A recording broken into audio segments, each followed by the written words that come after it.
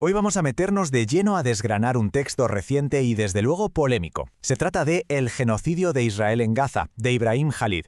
La idea es desglosar los argumentos centrales que presenta el autor en esta obra de 2024. A ver, el libro no se anda con rodeos. Desde la primera página ya nos deja clarísima cuál va a ser su postura. Una postura que, como veremos, va a guiar todo el análisis que viene después. Y vamos directos al meollo del asunto.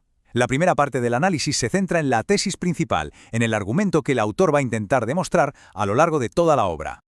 Aquí está la clave de todo, ¿no? Es importante entender que el autor no está simplemente contando una historia. Lo que hace es estructurar todo el libro como si fuera un caso, donde cada capítulo aporta pruebas para sostener esta afirmación inicial tan contundente. Y para construir este argumento, el libro no empieza por el final, ni mucho menos. De hecho, retrocede varias décadas para ponernos en lo que el autor considera que es el contexto histórico imprescindible. O sea, que según el libro, esto no son hechos aislados, para nada. El autor los presenta como una especie de efecto dominó. Una cadena de acontecimientos que, desde su punto de vista, llevaron de forma casi inevitable a la crisis que describe. Y el autor se detiene mucho en esto del bloqueo. No lo presenta como una simple medida de seguridad, sino como una pieza central, un mecanismo de control, que según argumenta es una causa directa de la crisis humanitaria. Y esta cita lo resume todo, ¿verdad? Es la forma que tiene el autor de decir, ojo, que el ataque del 7 de octubre no salió de la nada. Lo presenta como la consecuencia lógica de todo ese contexto de asedio y represión que ha estado describiendo. Bien, una vez puesto el contexto sobre la mesa, el libro cambia de marcha. Ahora pasa a documentar con todo detalle la escala del impacto en Gaza. A esto le dedica varios capítulos bajo el título La anatomía de la destrucción. Y para que nos hagamos una idea de la escala del coste humano, el autor empieza con una cifra muy dura que, según sus fuentes, representa el total de víctimas palestinas. Este número sirve como punto de partida para todo lo que viene después. Pero dentro de ese número tan grande, el libro pone el foco en algo aún más terrible, si cabe, el impacto en los más jóvenes. Cita datos de la ONU para argumentar que los niños y niñas representan una proporción absolutamente desmesurada de las víctimas. Pero claro, no todos son cifras de víctimas. El libro también argumenta que la destrucción de infraestructuras civiles fue sistemática. Habla de hospitales, escuelas, centrales eléctricas, elementos clave que al ser destruidos paralizan la vida de cualquier sociedad. Y es justo aquí donde el autor hace algo interesante. Pasa de los grandes números, de las estadísticas frías, a ponerles cara y nombre. Se centra en las historias de familias concretas en campos de refugiados específicos para que las cifras dejen de ser abstractas. Y para ello recurre a testimonios que son un puñetazo en el estómago, como este de Khaled Nabhan.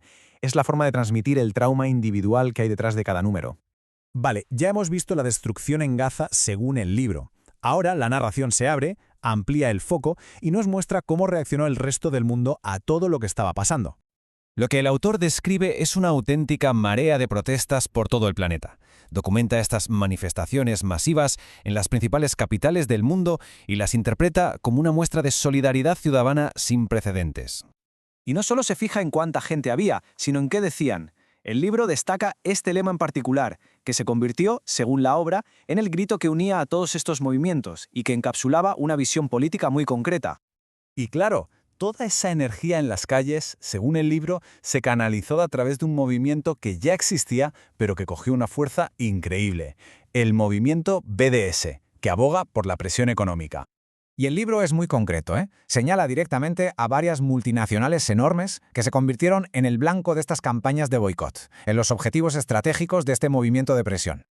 Pero el análisis no se queda solo en la presión ciudadana. También pone el foco en los gobiernos y en concreto en quién vendía las armas. Según los datos que presenta, estos tres países eran los principales proveedores militares de Israel durante el conflicto. Y con esto llegamos a la parte final del libro, que ya no es solo una crónica de hechos. Es un llamamiento a la acción, a la justicia internacional y a la rendición de cuentas. Aquí el libro subraya un punto de inflexión muy claro. El momento en que las protestas de la calle saltan, por así decirlo, a los tribunales internacionales. El caso de Sudáfrica se presenta como un momento histórico en este sentido.